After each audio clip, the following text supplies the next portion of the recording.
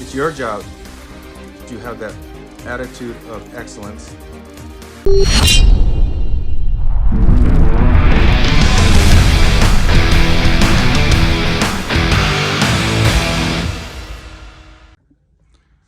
Well, hello, good morning from the Mediterranean. Right now I'm in Turkey. It is a Sunday morning, and my wife and I are or have been on a 10-day cruise through the Mediterranean. We've gone through some of Greece and Turkey, and we've got I think one more day before we depart. It's been a really great trip, and just we're right now we're in our room. We call it it's called the Grand Suite here on the Regent Seven Seas. We've made some wonderful friends on this trip, and but I wanted to take some time to do a quick podcast because I am on vacation, and those of you who've heard my podcast on being able to relax and get away from work, I try to follow that philosophy. But I wanted to do a podcast while I'm on the road, and before I go into the podcast itself.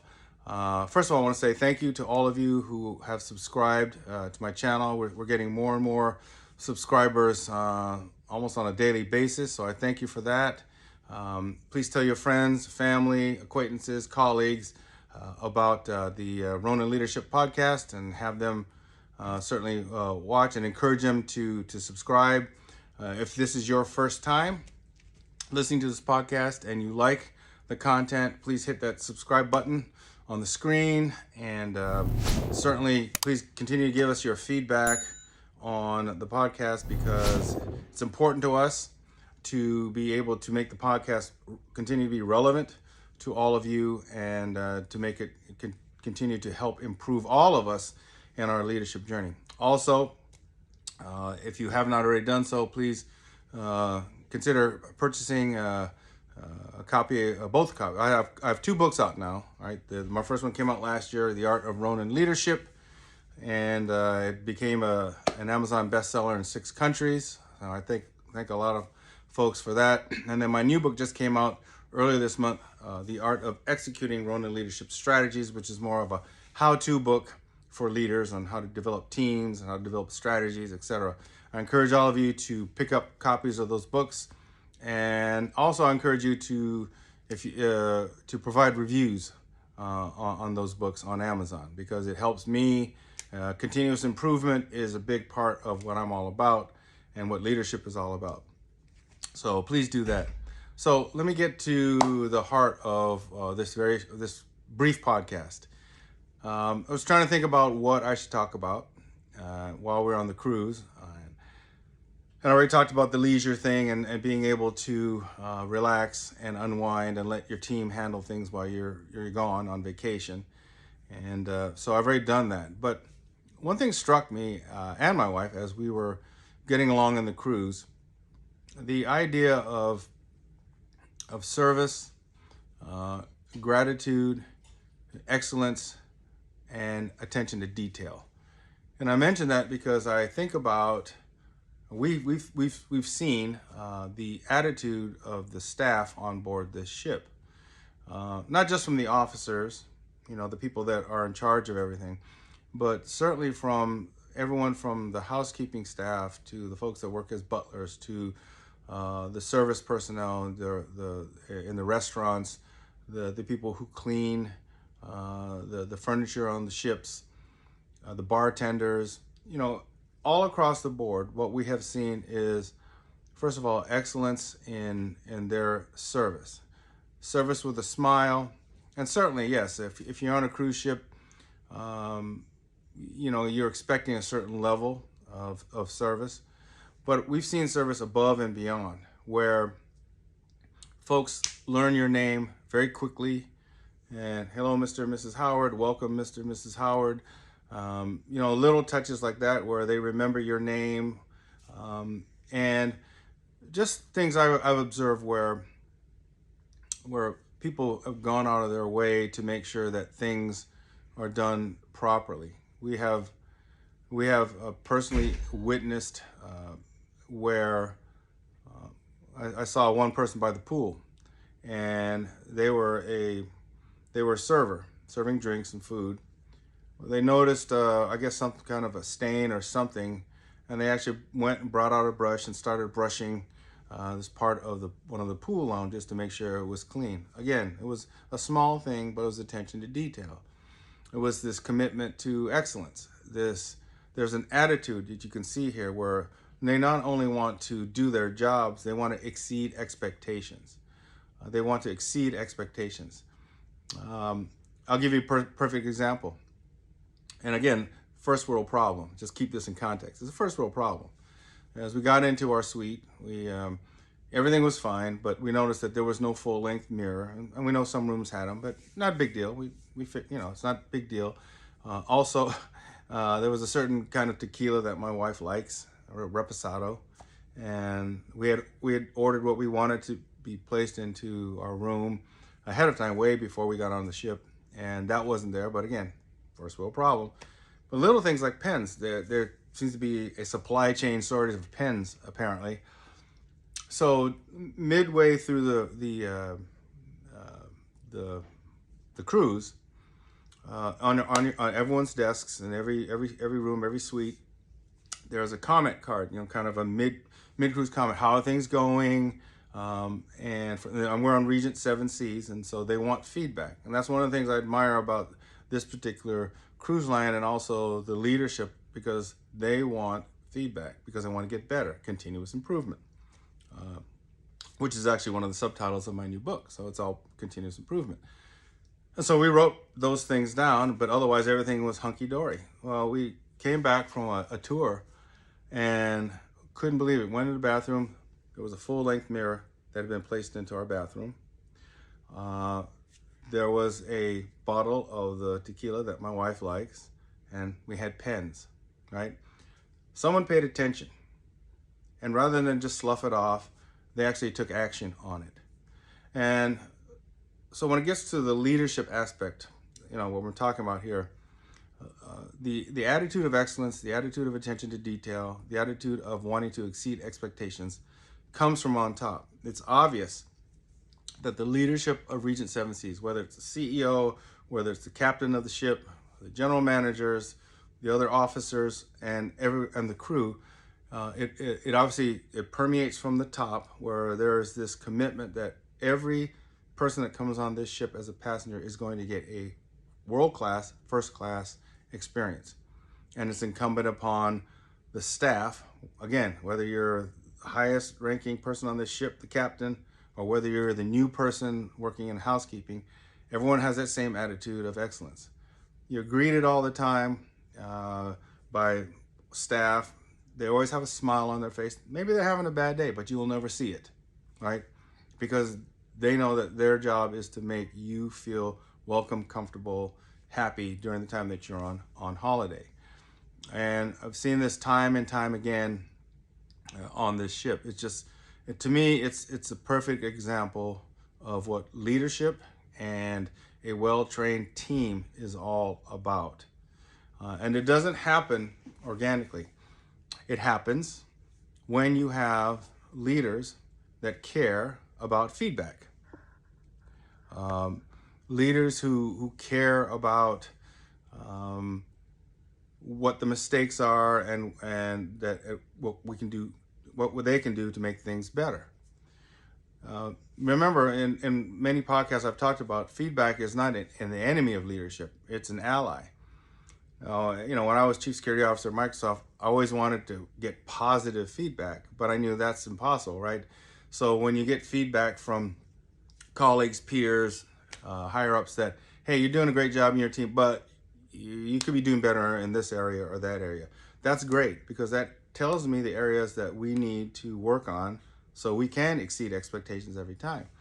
And so I like the fact that they stress feedback here in Regent 7 Seas, not just mid-cruise, but they have this daily program where they talk about the activities of the day and what's going on. And they've been stressing for the last 2-3 days to go on website where you can give feedback on your experience, and also if any particular crew members have done an outstanding job, that they really went above and beyond so they can get recognized, because as they said, it helps their promotion, it helps their career track. See, I like that. I like the fact that Regent, as far as I can see, a well-run organization, is taking the time to get feedback so they can get better with their continuous improvement efforts. But again, it comes from the top down. I've observed the officers interfacing with the people that work for them. They certainly make sure that the folks are doing their jobs, but I've seen a lot of, attaboys, good job, thank you for doing that for this particular couple that needed something or whatever. I've seen a lot of that. I haven't seen the kind of, well, I'm the officer, you're the deckhand, you're the server, so you just do what I say and don't talk to me. I haven't seen that. I have seen more of a collegial, team-based, servant leadership-based kind of leadership and experience on this ship. So, from a teaching standpoint, from a leadership teaching standpoint, just remember that you as a leader, you set the tone for your organization, not just from the business aspect of, coming up with a strategy, driving the strategy, executing, and coming up with great ROI and results, for your business. That obviously is job number one, but just about parallel with that is, what's the attitude that you want your team to have, whether it's a global team, whether it's just a regional team or a US-based team, whatever it is, or whether it's a team that you have overseas in whatever country you live in. I think it's important that you understand that it's your job to have that attitude of excellence and that attitude of service and the attitude of having great attitude with your team. So as your team works with customers, clients, stakeholders, as well as the folks above them, that there's always this attitude of, we're trying to do our best, we're going to do our best, we're going to do above and beyond what we're called to do. But that comes from the top. And that's an attitude that you as a leader need to not just espouse, you need to live that. If your team sees that that's how you're living your life, your daily business life, and that you're always trying to exceed expectations, you have a positive attitude, you have attention to detail, you take feedback in the manner that you're supposed to take it, which is to learn from any negative feedback, grow and get better and better and better. That's the only way you get better, is by getting honest and open feedback. Don't be afraid of it. Embrace it. Feedback, positive and negative, are your allies. You need to use them in ways that will make you and your team better. So, yeah, it just struck me as we've gone through this almost 10 days now, and just seeing, just the level of excellence. And that doesn't just come from, I think these individual folks here it's in their DNA, I think, to provide great service. But certainly if they had lousy leadership, if they felt that their leaders didn't care about them, that they were just numbers on a piece of paper, if that were the case, I suspect, because I've seen it, where there may be a facade of friendliness, a facade of service, but there's really kind of a disgruntlement. But you don't see that. You don't see that here. You actually see really happy people that are obviously taken care of by the staff. They work hard. I mean, these folks here, those of you who've been on cruise ships understand. Those of you who have not been on cruises, the folks that work here almost work 24/7, it seems like. I mean, they may be working 16-hour days, 12-hour days. They're off for a few hours and they're back on duty. And when they do get time off, they may get 2 hours at a time, max maybe 3. And they have to make a determination, and usually it's at a port, whether or not they want to go out and see the sights and do some shopping, or whether they just want to grab some sack time, get some sleep. So that grind, and a lot of them tend to be younger, so I think that helps. But that particular grind, wedded with lousy management, would make for a disastrous situation. But we're not seeing it here. We're seeing just the opposite. We know these folks are tired, but they always seem switched on. They always are willing to help you and with any request that you have, and again, just attention to detail. So that's really all I have to talk about today. I just wanted to do a quick podcast while on vacation, because it just struck me that this is really part of the essence of leadership and execution, what I've seen on this ship. And it's a joy to be interfacing with the crew on the ship on a daily basis as they say good morning, Mrs. Howard, or example today at breakfast, just as an aside. It was our 5-year anniversary yesterday. We had dinner in our room. The staff, they put balloons in the room and they made it a very festive occasion. It was very nice. So we go to breakfast this morning, and one of the maitre d' guys, one of the managers, came up, and really, as far as I know, I haven't really seen this person, but he said, "Hey, I hope Mr. and Mrs. Howard, hope you had a really great, anniversary." And it was like, wow, he knew it was our anniversary, because the word, obviously, they take the time to look at special events and guests, and they're in their, whether it's a birthday, whether it's an anniversary, they know about it, they prepare for it, and they must tell the staff all about it, so that and they must show your picture. So if there's some of the staff, they have not actually worked with you, they know who you are. So this person actually knew who we were, even though we had not met them. Now that is exceeding expectations, and that comes from the top. And so remember that as you are forming a team, or you're starting to lead a team, or you're recrafting a team, or you have a team now that's working well. Just remember that you set the tone for excellence and dedication and attention to detail and continuous improvement. It will pay off. And that feedback loop, continue to embrace it. Remember, feedback is your ally. It's not an enemy. Nobody wants to get negative feedback. You always want everything positive. Life doesn't work like that. Hopefully 99.9% of the feedback that you are asking for comes back positive. But the stuff that comes back negative, look at it, right?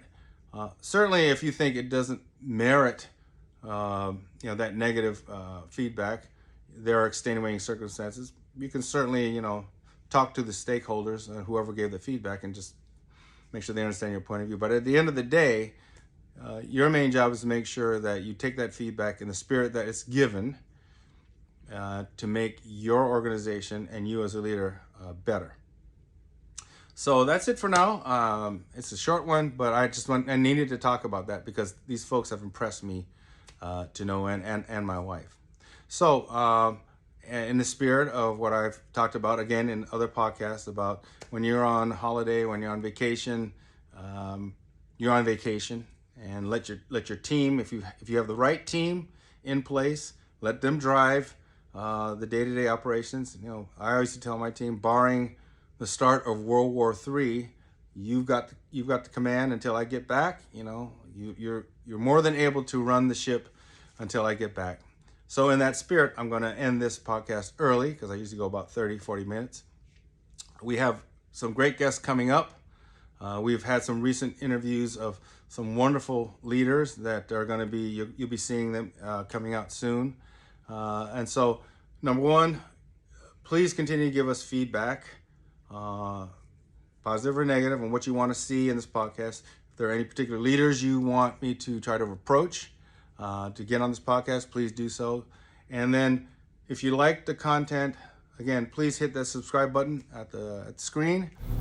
Tell colleagues, friends, family, everybody about this podcast. We're continuing to grow our subscribers, and we get a lot of views. We want people to subscribe and continue to tell people about the podcast. And also, if you have not done so, please pick up a copy of my two books, The Art of Ronin Leadership, and my newest one, The Art of Executing Ronin Leadership Strategies. The first book really talks about my journey in leadership. the mistakes I've made, but hopefully I've learned from those, and what my philosophy, general philosophy on leadership is. The second book, as I said at the beginning of the podcast, is more of a how-to, and how to build teams, how to build strategies, how to execute and maintain continuous improvement. So, from a harbor in Turkey, on board the Regent Seven Seas Explorer, this is Mike Howard. I'll talk to you next week on another podcast. Take care.